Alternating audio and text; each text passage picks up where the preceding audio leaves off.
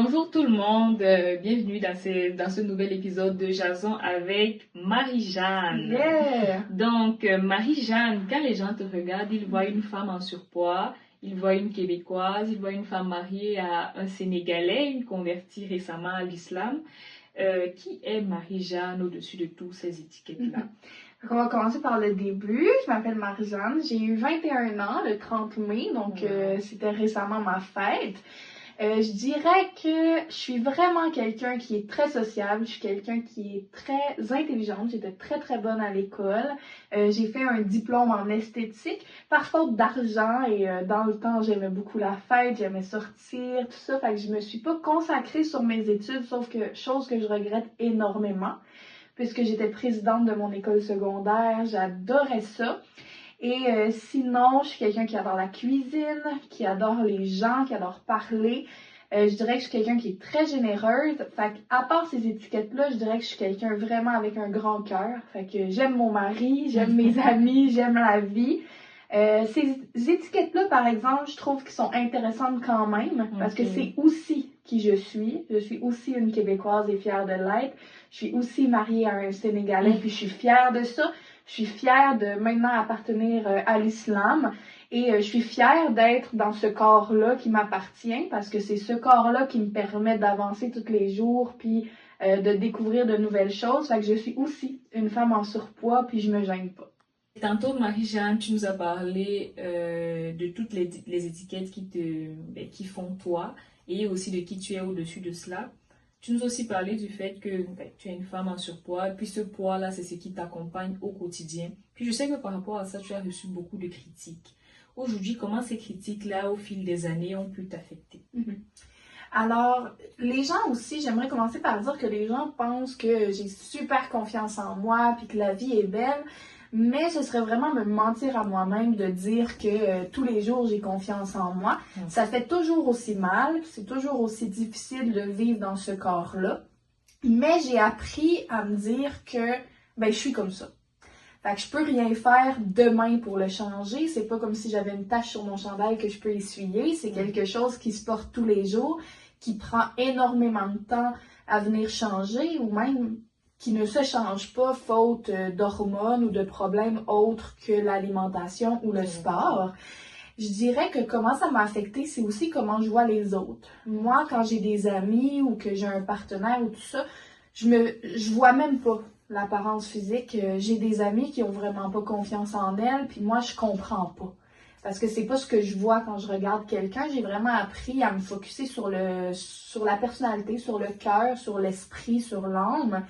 Alors, je dirais que ça m'a aidé à apprécier l'autre, à apprécier aussi qui je suis et à me focusser sur améliorer ma personnalité, améliorer ma gentillesse, comment je suis aimable avec les gens.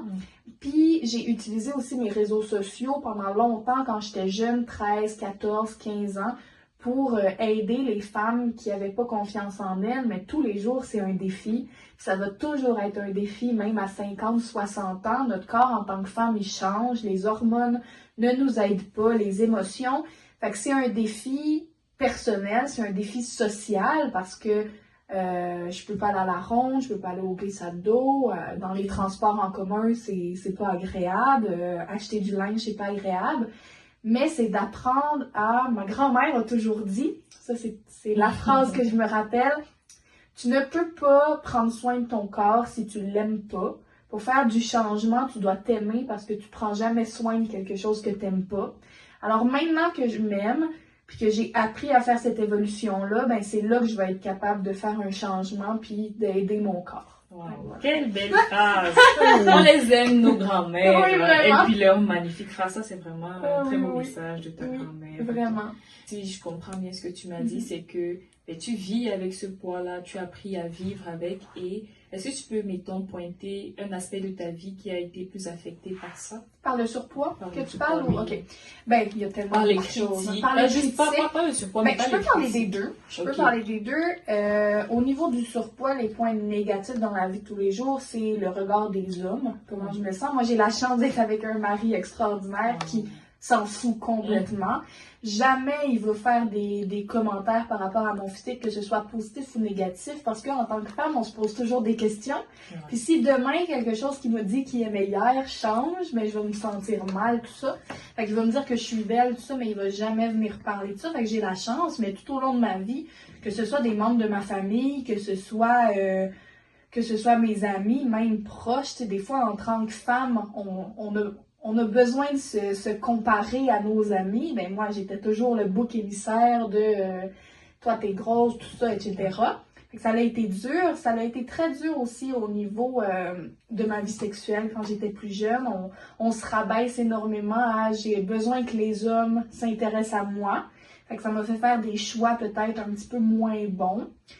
Sinon, ben, c'est une difficulté à tous les jours pour rentrer dans l'auto, pour se tourner dans le lit, le format des bains, le format du linge, etc. C'est difficile. Mais les critiques, je pourrais dire que ça nous fait faire des régimes qui sont pas sains.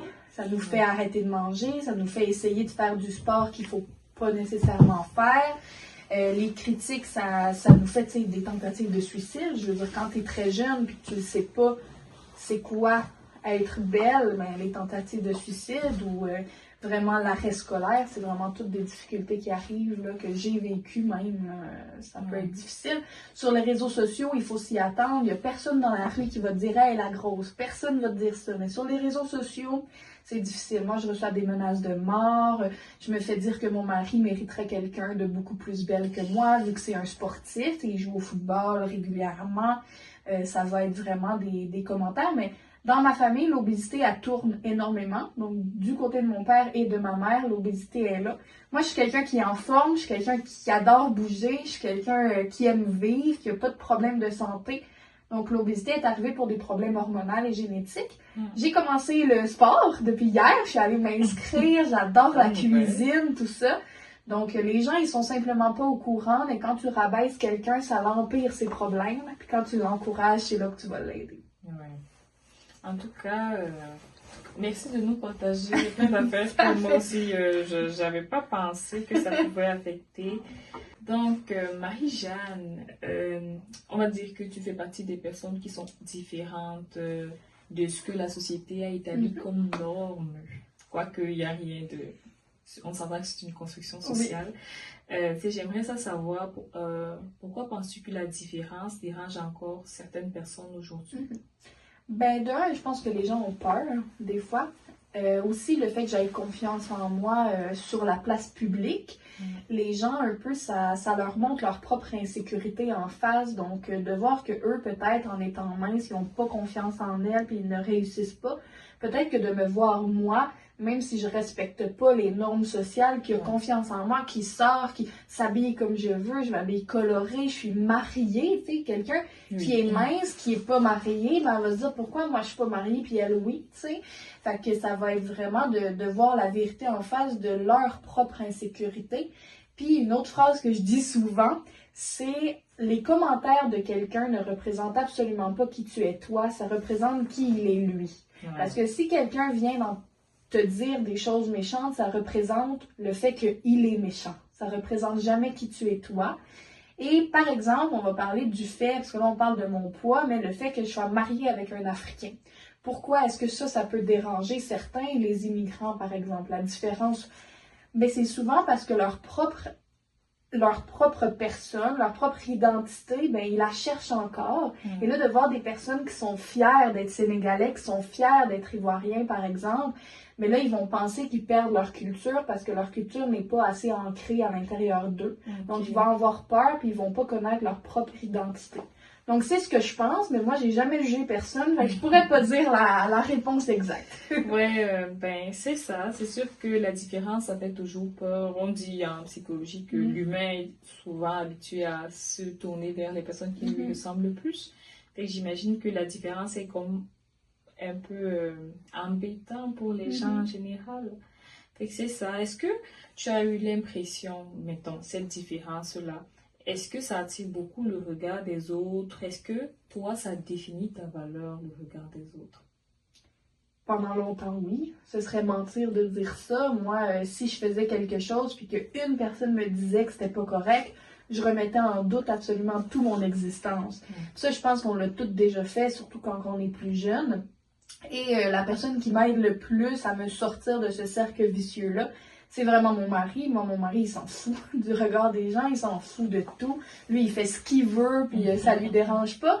Moi, c'est sûr qu'en étant un petit peu une personnalité publique, je dirais, avec les réseaux sociaux, tout ça, je dirais que mes actions, je réfléchis toujours à ce que les gens peuvent dire de moi ou tout ça, mais maintenant, plus que ça avance, plus que même j'aime ça.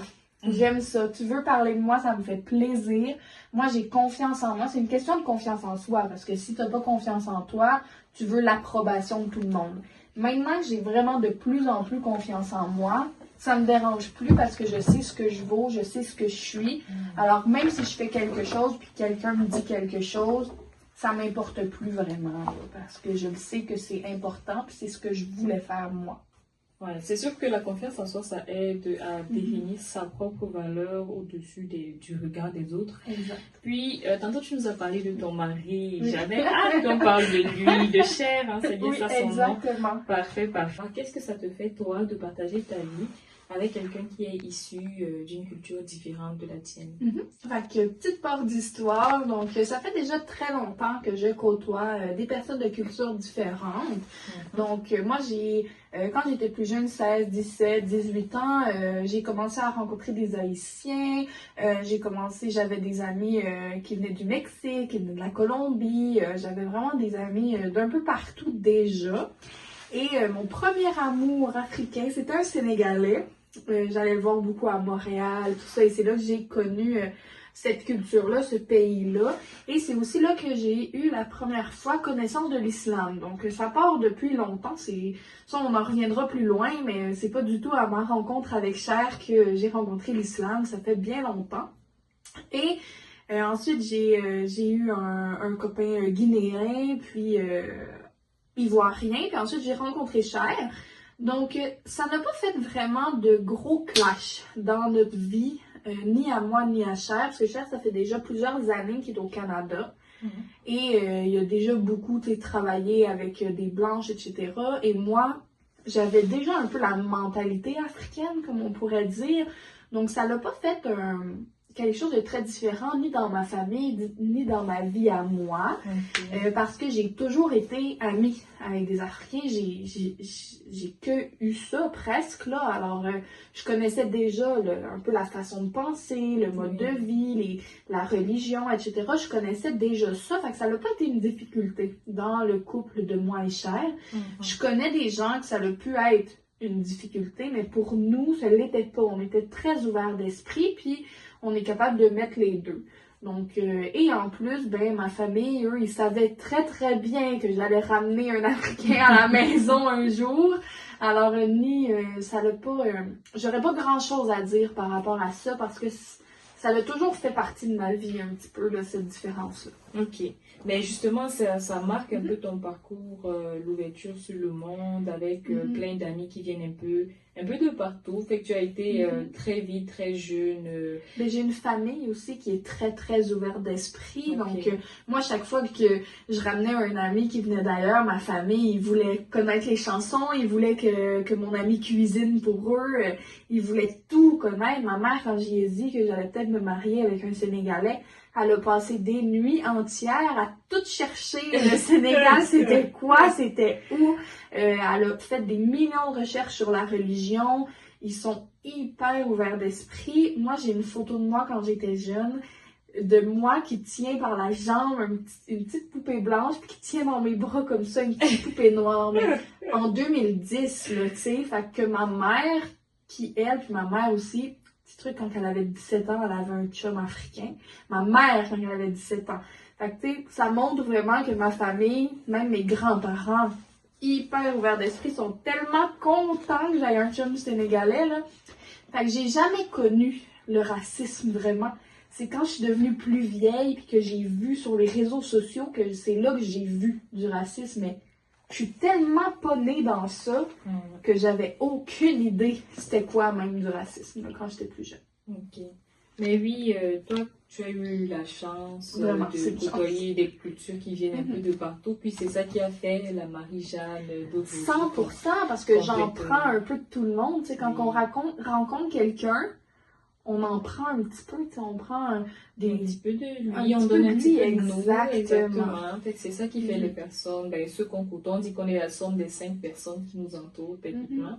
Puis, mettons, toi, est-ce qu'à force de côtoyer des cultures qui viennent un peu de partout, est-ce que tu as pu remarquer qu'on a plus de différences ou plus de ressemblances? Ah, mais plus de ressemblance, ça c'est vraiment, c'est sûr et certain parce que de toute façon, par exemple, que je me compare avec un Sénégalais ou que je me compare avec un Québécois, je peux très facilement ressembler plus à un Sénégalais qu'à un Québécois parce que dans chaque pays, il y a des gens qui sont riches, il y a des gens qui sont pauvres, il y a des gens qui sont minces, il y a des gens qui sont gros, il y a des gens qui ont les deux parents, il y a des gens qui sont adoptés. Fait que dans chaque pays, notre parcours de vie peut être différent de notre voisin, mais ressembler à la personne qui habite à des heures. Alors, je dirais que un peu de tout le monde fait le monde, en fait. Fait que c'est vraiment... On a tous envie d'un monde en paix, on a tous envie d'apprendre, on a tous... Tu sais, on va tous à l'école, on respire tous, fait que il y a toujours plus de ressemblances que de différences, là, je veux dire. C'est... Où est-ce qu'il y a de l'amour? Tu sais, c'est vraiment... on se ressemble, à mon avis, là, vraiment. Là. Pour continuer de parler de ton parcours de vie, tantôt on a appris, tu sais, que la Marie-Jeanne d'aujourd'hui est convertie à l'islam. Donc, avant ta conversion, Marie-Jeanne, quelle image avais-tu de l'islam et qu'est-ce qui t'a fait découvrir puis changer de perception par rapport à cela? Ok, ça se peut que ce soit un quand même long sujet. Je vais essayer d'être claire, d'être précise. Donc, en fait, moi, j'ai jamais eu une mauvaise version de l'islam.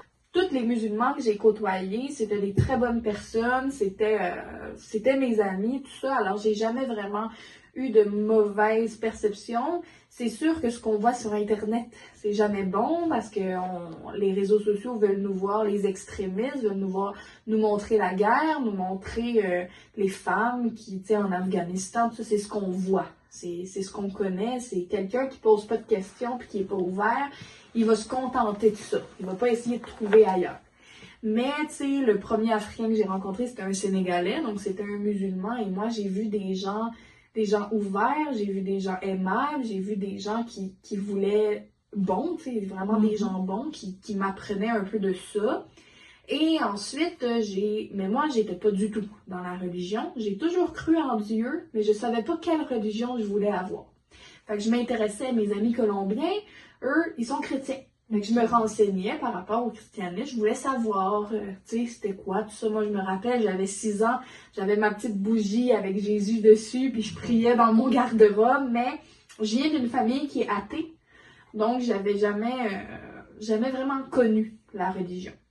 Ensuite, j'ai côtoyé un homme guinéen, un Pearl, et c'est là que j'ai vraiment vu c'était quoi la religion. Lui, il m'apprenait énormément sur la religion. Je me rappelle le soir, là, il me racontait les histoires des prophètes, puis tout ça, puis là, j'ai appris beaucoup de choses grâce à lui. Mais lui, c'était un peu trop pour moi pour le début. Parce que quand tu viens pas du tout d'un monde religieux, moi, je buvais, j'allais au club, je sortais, je faisais comme une Québécoise athée, tu sais. Mais ça faisait peur au début. Ah, tu dois être voilée, tu dois être ci, tu dois être ça. Ça fait peur pour quelqu'un qui connaît pas ce monde-là, tu sais. Et malheureusement, on s'est quittés, mais j'ai beaucoup appris grâce à lui. Ça m'a comme ouvert une porte sans que je mette le pied encore. Ensuite, j'ai rencontré un homme du Saguenay, un Guinéen aussi, et je me suis dit, bon, je vais déménager, je m'en vais au Saguenay, moi, de même, du jour au lendemain. Fait que j'arrive au Saguenay, je rencontre cet homme-là, puis lui, ça m'intéresse l'islam, mais on n'en parle pas trop, mais ça m'intéresse. Fait que je fais mes recherches de mon côté, puis j'ai toujours vraiment, je me sentais vraiment mieux dans l'islam que dans toute autre religion, puis c'est ça qui m'attirait le plus. Je vais rajouter quelque chose que j'ai oublié de mentionner. Quand j'ai rencontré le premier Guinéen, on s'est rencontrés dans un club, dans un bar. j'étais pas du tout à jeun. Moi, je consommais avant. Ça va bientôt faire 1 an que je suis sobre. Dieu merci. Félicitations. Merci. Et j'étais pas du tout sobre à ce moment-là. Et quand il est rentré dans le club, et là, vous avez le droit de pas me croire, hein. Je vous dis, vous avez le droit de pas me croire, mais je vous dis que c'est arrivé. Quand il est rentré, j'ai eu l'impression que tout s'est arrêté. Puis je voyais que lui. Comme s'il y avait de la lumière sur lui. Il est rentré dans le club. Je suis allée le voir. Je suis tombée sobre. Je n'avais plus l'impression d'avoir consommé du tout. J'avais l'impression d'être 100% présente. Je lui ai demandé son nom. Il m'a donné son nom. On est partis ensemble. On s'est assis dans un auto.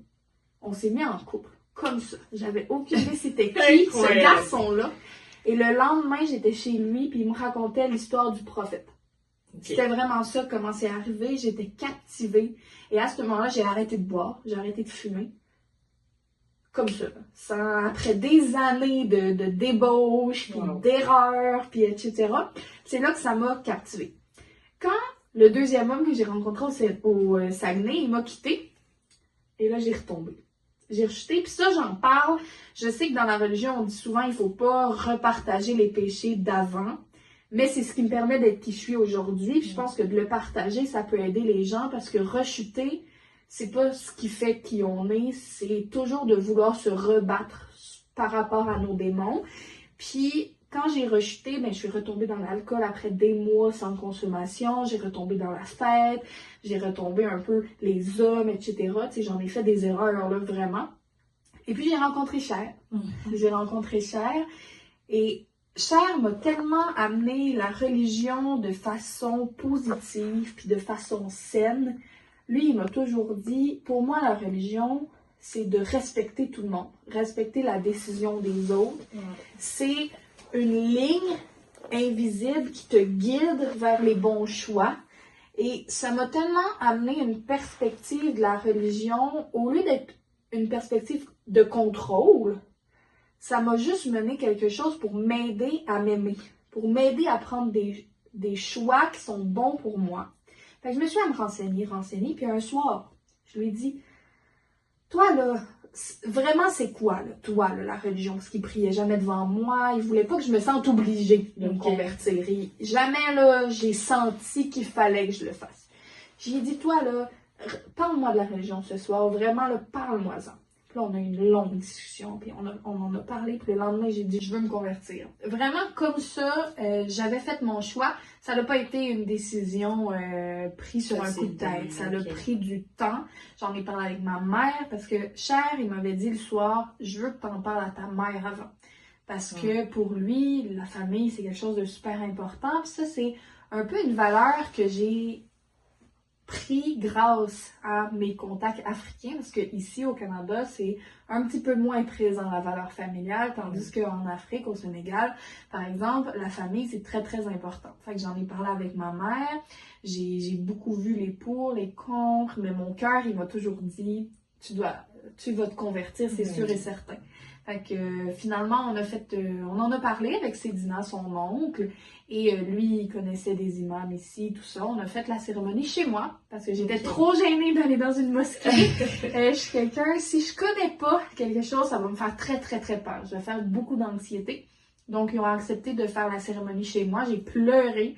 J'ai tellement pleuré, mais pleuré comme de joie, de stress, de comme si quelque chose venait complètement se vider de moi. En fait, comme si j'avais un poids sur les épaules qui s'enlevait au moment même.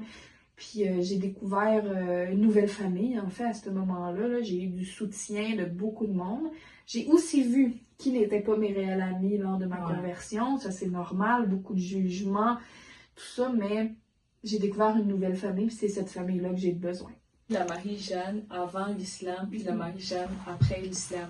Qu'est-ce que ça t'a apporté de te convertir, toi? Plusieurs choses. Premièrement, je vais revenir un peu sur le niveau familial. Ça m'a énormément aidé à prendre connaissance que ma famille est vraiment importante, parce que lors de la conversion, il mentionne que la famille dans l'islam, c'est quelque chose qui est très, très, très important. Alors, les liens avec ma mère, avec mon père, avec ma famille, c'est énormément rapproché, c'est énormément tissé. Ensuite, ben, l'islam m'a vraiment motivée à arrêter l'alcool, à arrêter la drogue. Depuis que je suis convertie, j'ai pas touché une seule goutte de ça. Donc, ça m'a vraiment aidée. Ça m'a aidée à avoir confiance en moi aussi, énormément, parce que même dans les moments où est-ce que tu te dis « Oh my God, il y a personne qui est là pour moi », ben, il y a toujours Dieu qui est là. Fait que ça l'aide énormément avec la confiance en soi. Ça m'a aidé. Je me suis aussi... Point, là, depuis que je suis mariée et convertie, je trouve que les gens, surtout les hommes, m'apportent énormément plus de respect qu'avant. Fait que quand je vais à quelque part, je ressens du respect de la part des gens, respect que je redonne toujours, mais ça a été un grand changement. Je dirais aussi sur mes choix de vie, tu sais, ça m'a aidé à apprendre à être plus aimable, à être plus patiente, à être plus généreuse aussi, énormément. Alors, je dirais que c'est vraiment que du positif. La seule chose négative à la conversion, c'est les gens sur Internet. C'est les gens méchants, c'est les gens qui essayent de... Tu sais, moi, je suis pas une musulmane parfaite, puis je pense que personne ne l'est. Je veux dire, mais je suis meilleure que ce que j'étais hier, c'est ce qui compte. Tu sais, Charles, il m'a toujours appris, ta conversion, tu l'as fait avec toi. Il n'y a personne d'autre qui est là-dedans quand c'est entre toi et Dieu, à tous les jours. Il n'y a jamais personne qui est là et qui devrait te dire quoi faire, parce qu'il n'y a personne qui sait ce que tu vis. Tu sais, moi, je fumais encore depuis il y a 2 jours, j'ai arrêté, mais je fumais, mais j'ai réussi à arrêter l'alcool, j'ai réussi à arrêter la drogue. Puis voilà, tu sais, c'est une étape à la fois, parce que si tu fais tout d'un coup, la religion va te faire peur. Oui, c'est vrai. Il faut que tu y ailles à ton rythme à toi, puis tant que je suis meilleure que ce que j'étais hier, ben pour moi, je suis une bonne musulmane. Tant que je juge personne, je suis une bonne musulmane. Puis tant que je crois en Dieu, que j'aime mon Dieu, je suis une bonne musulmane, tu sais. Fait qu'il faut jamais juger les choix des gens parce que tu sais pas d'où est-ce qu'ils partent. Ça, c'est toujours ce que moi et Cher, on se dit. C'est même quand tu as des baisses de foi, ben c'est ces baisses de foi-là qui te donnent encore plus foi plus tard. Fait que du positif. On n'écoute pas les gens, puis on se concentre sur soi-même. Ça, c'est très beau. Ben, là, on commence à s'en aller tranquillement vers la fin de notre épisode. Oui. Puis, si tu avais à laisser un message pour les personnes qui se sentent rejetées, qu'est-ce que tu leur dirais? Ben, premièrement, que vous n'êtes jamais seul.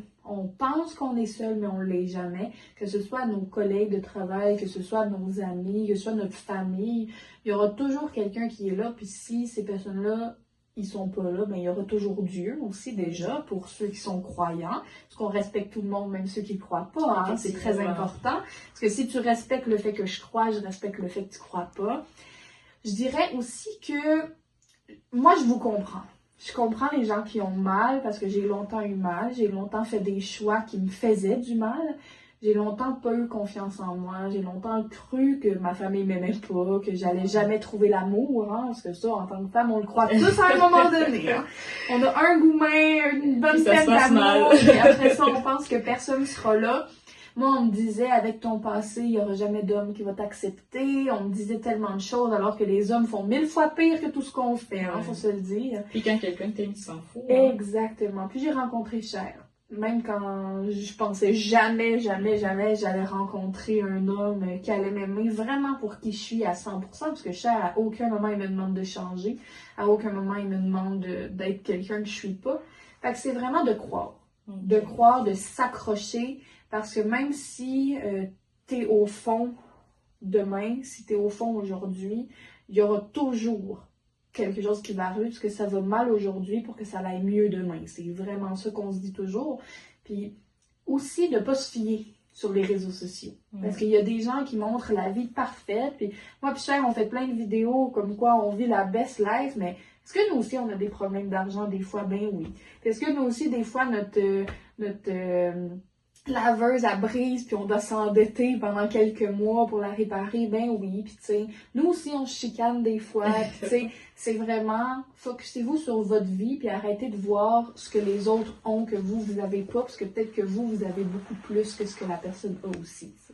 C'est très beau message. Puis, mettons toi, Marie-Jeanne, à un moment donné de ta vie, est-ce que si tu regardes la Marie-Jeanne du passé, là, est-ce que tu aurais cru que tu allais être aussi heureuse comme tu l'es aujourd'hui, aussi heureuse, aussi en paix? Et qu'est-ce qui t'a permis de ne pas abandonner dans cette période sombre-là de ta vie? En fait, moi, même si j'ai eu des périodes sombres, j'ai toujours été gentille. J'ai toujours eu un grand cœur, j'ai toujours aimé la vie quand même. Même quand c'était difficile. Puis d'aimer autant les choses simples, je pense que c'est ça qui m'a maintenue ici aujourd'hui à croire. Parce que moi, passer devant un champ de fleurs, là, ça rend ma journée incroyable. C'est beau ça, les Fait que, fleurs. vraiment, d'aimer les petites choses de la vie, que ce soit un bon café chaud, que ce soit un lever du soleil, que ce soit de sentir son linge propre après l'avoir lavé, ça me rend heureuse. Puis je pense que c'est ça qui m'a maintenue en vie jusqu'à aujourd'hui, c'est de toujours voir le petit point positif. Je suis restée heureuse grâce aux petites phrases de ma grand-mère. Je suis restée heureuse grâce juste aux commentaires sur mes réseaux sociaux parce que même si j'ai eu des choses négatives, il faut se focuser sur les choses positives. Fait qu'il y ait un commentaire positif sur 50 négatifs, mais c'est ce commentaire-là positif qui est important. C'est mes amis proches, c'est vraiment, tu sais, j'ai toujours eu des travails qui sont le fun. J'ai essayé, ça n'a pas marché, j'ai réessayé. Puis merci d'avoir continué à le faire parce qu'aujourd'hui, ben, j'ai trouvé un mari exceptionnel. Je suis rentrée dans une religion où est-ce que je me sens bien, où est-ce que j'ai rencontré tellement de belles personnes. Je suis aujourd'hui dans un podcast à vous partager mon histoire, tu sais. Fait il faut pas abandonner, puis voilà quoi. C'est vraiment ça, là. Toujours voir les choses simples dans le positif. On est vraiment content. Mais ça tire à la fin, justement. Cette question-là est la dernière. Mais j'ai un truc à rajouter. Ok, on t'écoute. De ma grand-mère encore. Si vous êtes dans un couple, par exemple, puis que vous voulez vous marier, puis continuer, j'ai une seule chose à dire pour vous aider. Ma grand-mère, elle a fait un speech à mon mariage. Puis elle a dit, un couple, c'est comme un bateau dans la mer. Des fois, il y a des vagues, des fois, c'est la tempête, mais tant que les deux personnes regardent devant, ça va toujours bien aller. Donc ça, c'était son petit truc à nous donner. Ça marche tellement parce qu'on est heureux, puis on va continuer à l'être longtemps, Inch'Allah. On est content de t'avoir eu sur ce plateau, ça me fait plaisir. Marie-Jeanne. Merci d'avoir accepté de partager avec nous tous ici ton histoire, une magnifique histoire, ça dit en passant, qui je pense va inspirer plus d'une personne. Merci. Ça me fait plaisir. Merci à vous. Au revoir.